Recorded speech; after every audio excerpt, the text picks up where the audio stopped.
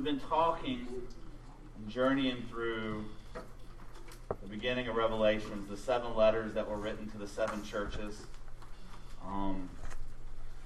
It's been convicting and challenging for me. I'll just be really honest about it as we've gone through this. And like I've said before, these were 7 very real churches that were around. We've gone through 5 of them already. Today we'll look at the church of Philadelphia, which is the number 6 on the map here. And it was an interesting church because it was right there. It was a gateway on a major route along to the empire that was there. And these were very real churches that were experiencing very real movements of God, but for some reason they had lost their way. And if you remember, I told you that in each of these letters, there's an acknowledgement of who's speaking, a knowledge of what's going on, a course correction, and then a promise of what to expect if they follow the way.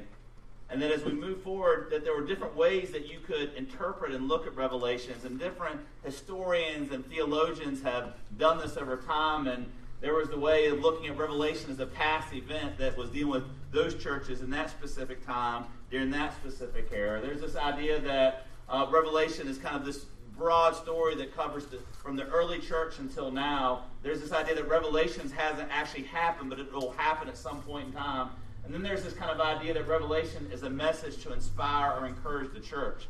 And if you remember what I told you, how many of these are right? All of them. And how many are wrong? All of them. That it's all of the above. It's yes and no, that Revelation was for the church of the time, but it's also for us today, and it's for the things to come as well. But the purpose behind it all is not to get lost in how to interpret, but to remember the purpose, and it was to give assurance about God's power and purpose for his church and his people. The idea was that God's sovereignty that is already manifested in heaven is guaranteed in the work of Christ, and that God will preserve his servants provided that they are what? Faithful. That when the story is all said and done, it's not about when it'll happen, it's about this is the reason that it's going on. And that as we move forward, that how many of y'all have started to read through the book of Revelation since we started this series, just out of curiosity? Is it messing with you at all? A lot of stuff, you're like, that's crazy stuff, right? Mm-hmm. It is. That when we approach this scripture, that we are first what? Overcomers. Yes, a little enthusiasm. One more time, that we are what? Overcomers. Yes.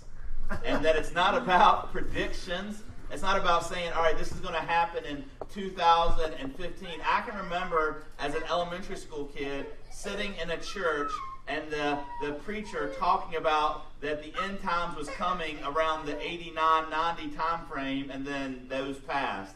And then a few years later, he was talking about there was going to come in like 92, and then 92 passed. That it's not about predicting when, but the truth is that it will happen.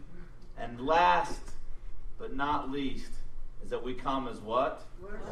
Responding to God's word. That as we listen to the book of Revelation and listen to these letters, that there is a truth for us today, and that it will speak to us individually and it will speak to us corporately, and that we are called to respond to what God is doing. So are y'all ready to jump into the next letter? Let's do it.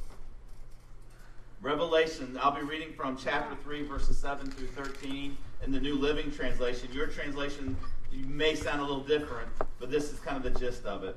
It says, write this letter to the angel of the church in Philadelphia. And this is not the church in Philadelphia, Pennsylvania, just so you're aware of that, right? This is the message from the one who is holy and is true, the one who has the key of David. When he opens, no one can close, and what he closes, no one can open. I know all the things that you do, and I have opened a door for you that no one can close. You have little strength, yet you obeyed my word and did not deny me. And because you have obeyed my command to preserve, I will protect you from the great time of testing that will come upon the whole world to test those who belong to this world. I am coming soon. Hold on to what you have so that no one will take away your crown. All who are victorious will become pillars in the temple of my God, and they will never have to leave it. And I will write on them the name of my God, and they will be citizens in the city of my God, and the new Jerusalem that comes down from heaven from my God, and I will write their name, write on them my new name. Anyone with ears must listen to the Spirit and understand what he is saying to the churches. And I think we missed a few verses in there, and that might have been me. Here it is, verse 9. I'll go back after he says, let me back up a little bit. He says, I know the things that you do, and I have opened a door for you that no one can close, and you have little strength, yet you obeyed my word and did not deny me. And then verse 9 says this, because this is important. Look, I will force all those who belong to Satan's synagogue. That's kind of harsh, is it not? Those liars who say they are Jews but are not, to come and bow down at your feet, and they will acknowledge that you are the ones that I love. This passage is strong and intense, and if you notice something about this letter, that when he acknowledges what's going on in the life of the church, he has no criticism of this church. There's only 2 churches in the 7 churches that he writes to that have no criticism, and this is one of them, the church in Philadelphia. Like I said, Philadelphia was once again another large city.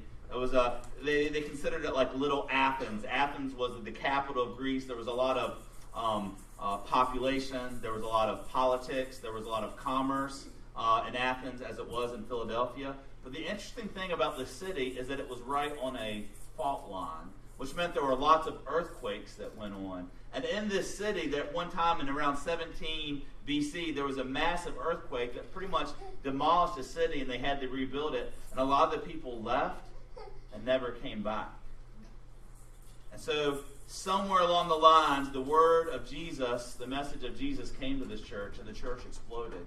And it must have been a vibrant, happening church in the sense that there was people being saved and renewed and restored in the midst of all the different pagan religions that were going on. And then somewhere along the lines, I think that the church just kind of struggled, not so much spiritually, but it says that they had little strength. Have you ever felt weak before? Right? You felt weak because maybe physically you've exhausted yourself too much. Maybe you felt weak because physically you're in pain. Maybe you felt weak because physically or emotionally you've just gone through so much and you don't know how that you're going to get up the next morning. You ever woke up in the morning and you know that you have a job to do, a task to accomplish, people to reach out to, yet you're just so drained you don't know if you can do it? And for some way, somehow, you find the strength just to get up and to talk and to engage. I think this church had experienced so much, and we don't know the whole story or history, that they had just gotten weak. Because it says very clearly in here, it says, you know what? You have had little strength. And the messenger, I like the way the messenger presents himself. Now remember, the messenger is Jesus Christ. But the way he presents himself to this church, remember, each church, he kind of shares a different aspect of who he is. He says in the one of the first verses, he says, this message is from the one who is holy and is true. It's almost like he's reminding this church in their struggle and in weakness that he is still Jesus Christ. And his message is not only true, but it's pure, and it brings strength and righteousness to the people that stand in it. And he doesn't just stop there. He says, this is also coming from the one who has the key of David, right? David, who came from the lineage of David? Do you remember? Jesus. Can you say his name with me? Jesus. And this was a passage that wasn't new to the people of God. It would have been maybe new to some of the new converts and the new Christians, but it wasn't new to the Jewish people. This was a passage that was used in Isaiah a while back. There's this weird story that was going on, and you can read it in 2 Kings if you want. It's a fascinating story. And if you don't know the history of God's people, when they wanted a king, God gave them a king, even though that wasn't his design. But the interesting thing was, God knew that man's heart could be corrupted and that there was still sin in play. And so the number of kings that God's people had was very far and few between. Like, so there was this time when the people of God, they were one kingdom, and they had Saul, and then they had David, and then they had Solomon. And all three of them, they were good at first, but then they struggled and broke down at some point in the line. And then there was division. Not that ever happens today. And the kingdom split into the northern kingdom and the southern kingdom. And the northern kingdom did not have one good king during their time before the exile. Not one. All of them were corrupt, evil, and created more chaos to the point where God exiled them. But the southern kingdom, they had several kings, but only just a handful, 4, maybe 5 were good kings. And to the point where God was frustrated with their disobedience and then sent them into exile. But one of the good kings that they had was this king called Hezekiah. And Hezekiah was constantly trying to seek out God's will and operate in his strength and power, to the point that when God told him, Hezekiah, your life's going to be over soon, I just want to make you aware of that, Hezekiah kind of embraced it. But he said, God, if you could extend my life, I would appreciate it, but if not, I understand. And God gave him an extra 10 or 15 years onto his life. But there was this time where the southern kingdom was being attacked by the Assyrians, and Hezekiah sent these 3 envoys, and one of their names was Eliakim. Can you say that with me? Eliakim.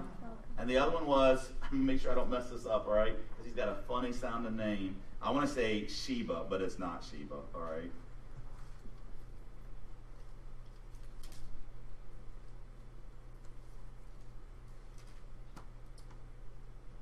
Shebna. You say that with me? Shebna. I want to make sure that my southern accent didn't butcher it too bad, all right? And so he sent these 3. There were 2 of them. One of them's name was Eliakim. One of the name was Shebna. There was a third one. He sent these envoys, and they constantly were operating in God's strength and power. And it was this weird story where they were grossly outnumbered. The Assyrians could have overwhelmed them in a heartbeat, yet they trusted in God. They sent these messengers to try to kind of help out. And so Eliakim and Shebna's job and the third fellow's job was to kind of say, this is who we are, this is what we're about. We're pleading with you not to attack us, but we're trusting in God and what he's going to do. And the Assyrians, they get very arrogant and bold, and they're saying, you know what, you can say what you want to say, you can do what you're going to do, but we're going to take you over. And the interesting thing is, God sweeps them, and the 2 troops, 2 countries that were grossly I don't even know how to describe it. If the Syrians were up here, the Jewish people, as far as strength and numbers and ability, were way down here. God came and tipped the tables, and they won the battle. But somewhere along the lines, one of those envoys, one of those messengers lost their way. And I can see it happen. It's happened to me, where you get very confident in what's going on. You see things happening, and you start to operate on your own ability. And so then you think that then it becomes about you, right? And you always have to be careful in those moments, because God never wants it to be about you. He wants it to be about him, right? And so somewhere along the line, Shebna started to lose his way, so much so that the scripture says that he was going to build a tomb on top of the mountain to honor himself. And the prophet Isaiah, who had been with them in this battle and had kind of spoken into this situation, starts to share this story to Shebna. He says, I will drive you out of the office, says the Lord. He's speaking directly to him. He says, I will pull you down from the high position, and I will call my servant Eliakim, son of Hilkiah, to replace you. And I will dress him in your royal robes, and I will give him your title and your authority, and he will be a father to the people of Jerusalem and Judah. And listen to this verse in 22 of chapter 22 of Isaiah. I will give him the key to the house of David, the highest position in the royal court. And when he opens the doors, no one will be able to close them. And when he closes the doors, no one will be able to open them. In other words, that God is going to take Shebna, who was once a surrendered man of God but has lost his way, and strip him of his authority and position, and give it to this other servant, Eliakim, who is walking in surrender and obedience. And he's going to give them not just his authority, but give him the key to the house of David. That name, that term, house of David, represented the lineage of David, which who came from again? Jesus. It was the authority and the place of worship of the Jewish people. In other words, the house of David represented God's ordination of David's lineage to be the leaders of the people of God. And he says, I'm going to give you the key. Like if somebody gives you the key to their house, that's a huge deal, is it not? They can come and go as they please if they want. We have some people that have the key to the parsonage because, one, sometimes we leave and we need help. Other times, too, this one's not too bright and locks himself out of the home. But those people have keys and they can get in and out whenever they want. And that's a big deal for us because, we're opening up our doors to anything. When my dorm room, I used to have a car in college, and I would just have my keys, and my friends knew that they could access that car at any point in time. Like I trusted them with the key to my car. The funny thing was it was a manual, and so not too many people could drive it, so only a few people ever borrowed it. But like when we give somebody the key, it's like we're saying, here, you have all authority and right. That's like when we say to God that he's having the keys of our heart. That means that we're not going to leave any area unexposed to him, that he has full reign within our heart. And so what Isaiah is saying to Shebna, he's saying that I'm going to take the authority and the place that I've given you and give it to somebody else because of your disobedience. He said, and in that person that takes on that authority, whatever door he opens, it can never be closed. And whatever door he closes can never be opened. In other words, what he says goes. And Jesus, in this message to this church, back to the passage in Revelations, says this is the one who has the key of David. What he opens, no one can close, and what he closes, no one can open. In other words, Jesus says, I am the ultimate authority. I am the beginning and the end. I am the Alpha and the Omega. I am the one that God has ordained. When I open a door, it's opened and it cannot be closed. When I close a door, it cannot be opened. Jesus even says it, I think, when he's here on earth in this way. He says, I am the truth and the light. And he talks about that there's, that he is the only way to God. Like he is the ultimate authority. And this is what he's telling this struggling church that's experiencing whatever hardships they're going through, but yet in their hardships, it says this. He says, I know the things that you do, and I've opened a door for you that no one can close. In other words, I know that you're struggling. I know that things are difficult, but because I am the authority and I'm the ultimate word, I have opened a door for you, and no matter what comes against you, that door can never be closed. And the church said, Amen. And we need to embrace that truth, that there are times in our life, and as a church and as individuals, when God opens door, and it doesn't matter what's going on in the world around us, that if that is a open door from God, it will not close.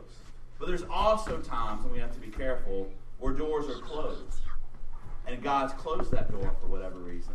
And because of that, there's nothing that we can do to open it. I'll be honest, I was struggling this week. I was struggling this week. I'm in work, we get the paper, I pull up the paper, and there's the headlines, and I forgot whether it was Tuesday or Wednesday paper was, The Church That Never Was. And I was like, oh, that sounds like an interesting article. And I start reading it, and I was like, oh, wait, that's about our church. How many of y'all read that article? Okay, about half, right? And it tells the story of our church. I knew a little bit of the history, but I didn't know the entire history, that the church was really experiencing a lot of fruit. And this, I don't remember, the space was small because there's been additions over the years. The space was small, and they were looking to build somewhere else to build a bigger church to hold more people. And so they brought in a pastor who was going to do a campaign, and they started to raise money. They started the actual building, and somewhere along the lines, like the pastor ran off with all the building funds. Yeah. Right? And like it devastated. Like, I can't even imagine what it happened in the late 20s, early 30s. I don't think anybody was here during that time. All right, but I imagine that was devastating for the church. And in the article, what I struggle with at the end of the article, it said that at the end of the last paragraph, it said that this had long effects on the church and the community. And I'm reading, man, that just painted us in such a bad. They don't know who we are now. Like, are we still having strugglers? Are we still kind of a small church? Most definitely. But we're not a church that's like dwelling on the past. And I was dealing with all these emotions, and then it hit me. Like God just kind of convicted me. He's like, you're looking at this in the wrong lens. He said, and I started thinking about this passage. When God opens a door, it can't be shut. And when he closes the door, it can't be open. So the church that we were going to build back in the late 20s was where the Tuna Valley Garage is on East Main, which somebody brought up yesterday. I was like, where would we have parked? I was like, I never even thought about that one, But I think about that and what that means. And I think about this idea that God's been placing on my heart about repentance. And like, here, a pastor, stole the money. Do you think there's trust issues in churches? All right, do you think that helped out? Most definitely not. And sometimes the struggles that churches and organizations and groups have become genetic. And even though that none of us were here during that time, there might be some of us that still struggle with trust issues, right? Not because we experienced that, but because it's in the DNA. And there's been other things. We've had high moments as a church and low moments as a church. High moments and low moments. And I think about this whole idea of open and closed doors. I'm thankful that God probably closed that door. Because it seems like maybe at that point in time, there were at least one person that was focused on the money, right? Now think about closed doors because it's really cool to be in this location. And I've said it many times before because we're right next to the high school. We're right next to the hospital. We're on a main fairway. And it's almost like the hospital is a place of healing, and the church should be a place of healing. The school is a place of learning and growing, and the church should be a place of learning and growing. And we have all this different type of traffic of different people. And I can tell you, like, if y'all want to have some fun and really engage people, just come and hang out in our hammock for like an afternoon when it's nice outside. And the different people that will stop and talk and that are searching for something, right? And we have this opportunity to offer. And I thought about that, like, I'm thankful that God closed that door. I'm broken that it happened in the way that it did. You see what I'm saying?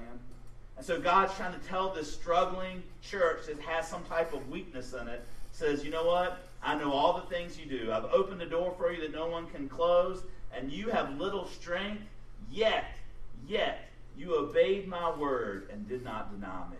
That there is a weakness that the angel acknowledges, but it's really a weakness that the world sees. It's not a weakness that the angel sees or that the messenger sees. The weakness is whether it's the amount of people in the church, or maybe it's the weakness of like how active they are in the community. Maybe the weakness is, you know, the different persecution they're experiencing. We don't know what that weakness is, but there's some weakness, but that the messenger doesn't see it as a weakness. He says, yet you obeyed my word and did not deny me.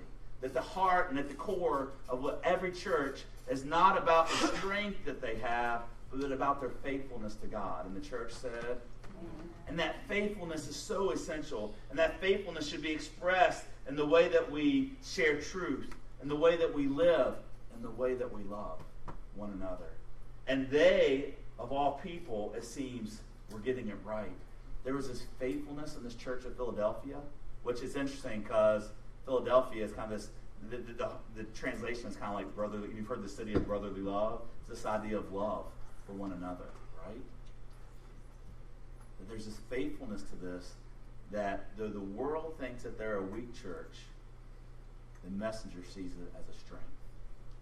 Because what is he going to say? And this is where it gets harsh. He says, look, I'm going to force those who belong to Satan's synagogue, those liars who say they're Jews but they're not, to come and bow down at your feet, that they're going to acknowledge that you're the ones I love. And this, I always hate saying the word Satan. I don't like giving the enemy any kind of like notoriety at all, right?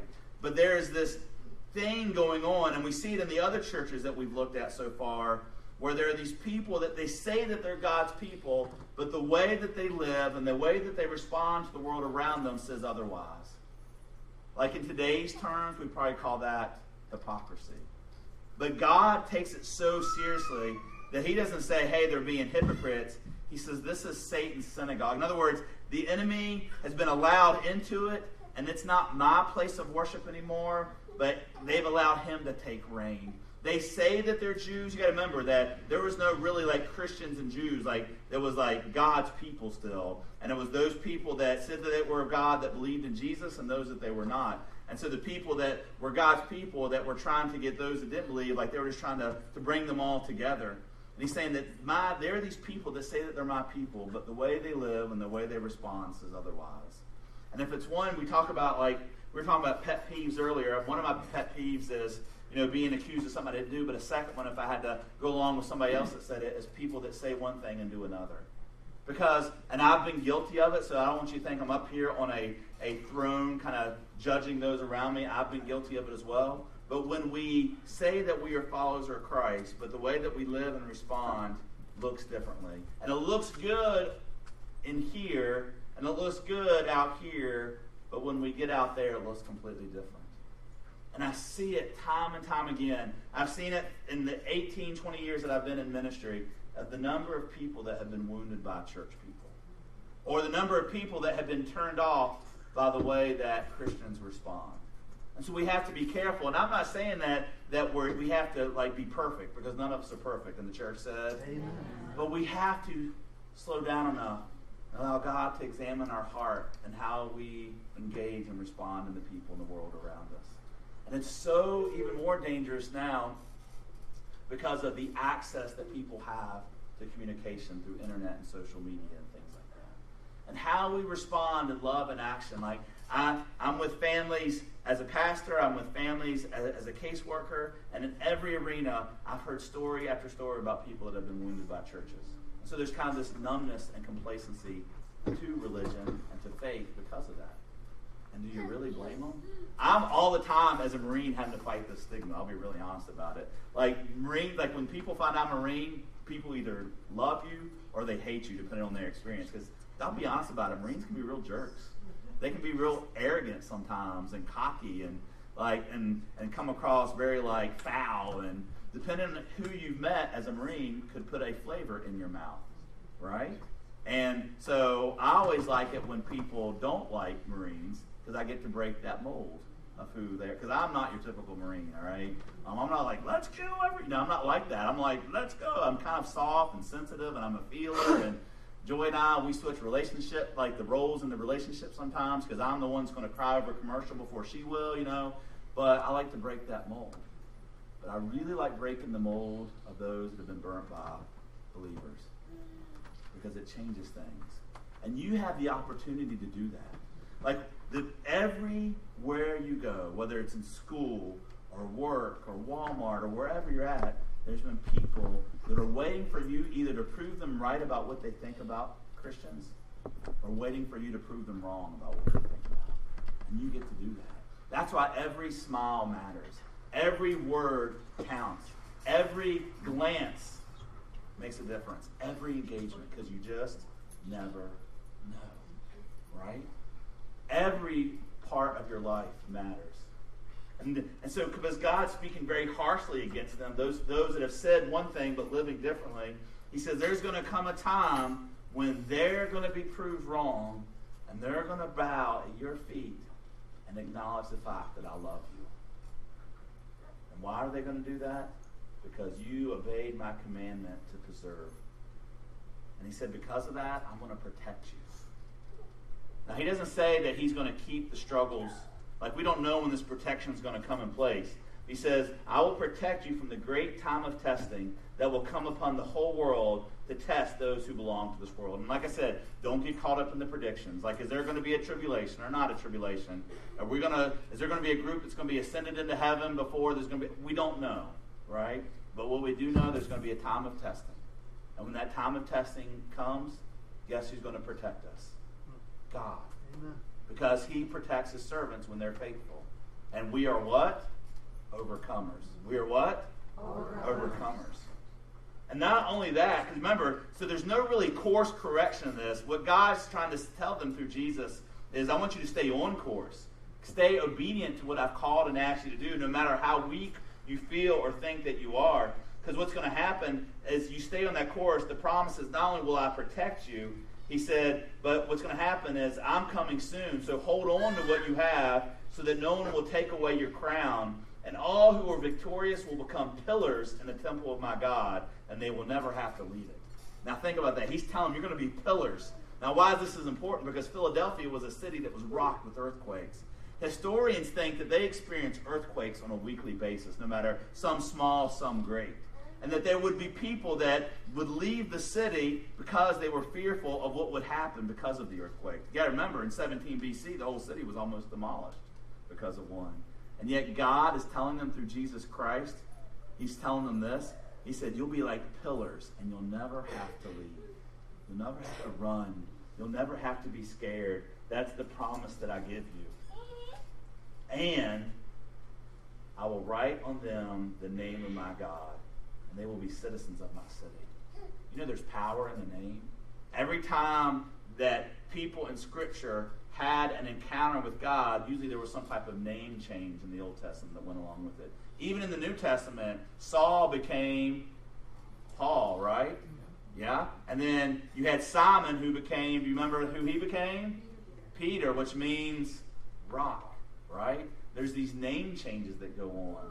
Even in some church traditions now, when you get baptized, there are some denominations that they'll give you a new Christian name to represent that. And I think that, I said, how cool is that? Because there's power in a name. Like when my wife married me, she changed her name. God bless her for that, right? Because not only does she kind of give up some of her own identity as a Ruffner, but she also has to embrace who she is as a Haney. And that's a hot mess sometimes, in all honesty. But Jesus is calling us to that. He's saying, when you follow me, I'm giving you a new identity, and you're leaving the new identity in the past. That's why baptism is so important. We die to self, and we're brought back new. Does that make sense? Mm-hmm. He said, and the new Jerusalem will come down from heaven, from my God, and I will write on them my new name. So Jesus writes his name on us. Like, we become a part of his family and his kingdom. And so we see these three I think as a church that we need to understand and embrace, these three very distinct promises for staying the course of obedience. And the first is this, that he's going to take care of our enemies. Like, there's going to be persecution, and there's going to be struggle, and there's going to be difficulty. But when it's all said and done, we are what? Y'all said it with some doubt. We are what? Overcomers, right? We will be victorious. One day that there's going to come a time where people have to acknowledge that God is God. Like, I want to live my life in such a way, and I mess it up so many times, that people can't deny that God is God. Not because I'm saying God is God, but I was thinking about when we were singing that song, shout it from the mountains and shout it to the masses. That I think about the leper that was healed, or the woman at the well, that it wasn't a shout of judgment, or it was a shout of victory because of the hope and truth that they experienced through God's love. And then the other promise that we need to embrace is that he's going to keep them from the tribulation. He's going to protect them. Now, will there still be struggles and difficulties and persecutions? Yes. But when it's all said and done, and the time of testing comes, guess who has our back and has already won the battle? Yeah, Jesus. And the third promise is this, is that God will honor them. Like, that they'll be pillars, which has so much meaning to this specific church in Philadelphia because of the foundation struggles they had and the ground constant. They would never have to leave who they are. Like, that would speak volumes to them.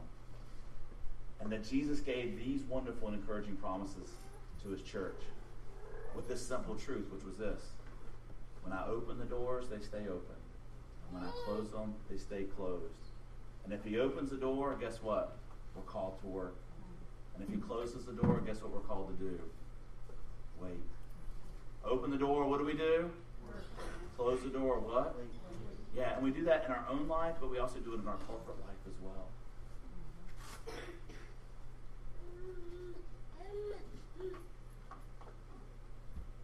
We have no idea what this church was going through. But as I read this letter, I just sense that, man, they were in the midst of a struggle. And there were some difficulties, and they felt like they were being ineffective, and that they didn't have a voice, or they weren't having an impact in the community. And what does God tell them through Jesus? He says, stay the course. Stay obedient. You may not see the big picture. You may not know what's around the corner, but stay obedient, because in the obedience you'll experience the promises. And that's kind of what we're called to do. I think as I've read through each of these letters, there's a piece of us in each of them, I think, as a church. And in this one, I think there's a piece of us here that, especially as I was navigating that article this week, because it just brought up so many things as I've read, because I know the history of the church, and I know the things that we struggle with, and I know the things that we do well, and I was like, God just reminded me to stay obedient in what God's asked you to do. When I open the doors, we're called to do what? Do your hand. I want everybody to do their hands like this, all right? If you only got one hand, you can do it like this. You can be like a little side door. All right. When the door is open, what do we do? Work. And when the door is closed, we do what? Wait. Work. Wait. Work. All right, good. Y'all got it. Don't forget that y'all are going to go home just thinking about that, all right? We'll have your hands up. Josh. Oh, anyway. So we have, as a church, have to figure that out. But we can only figure that out if we're hearing from him. And we can only hear from him if we have the intimacy that he calls us to. Which means why it's so important for us as individuals to be in prayer. Why it's important for us as a church to be in prayer. So that we know that when things are open, we do what? And when it's closed, we do what? And in the whole time that we're obedient. That obedience never stops, whether the door's open or closed. It never stops. It never stops. When does obedience stop? Never. So my challenge to you is this. Is to realize that our strength doesn't come from our size or our building, but it comes from our obedience. And that as we seek God out, he'll let us know when we're called to work, and he'll let us know when we're called to wait, but we have to seek him out. And the church said,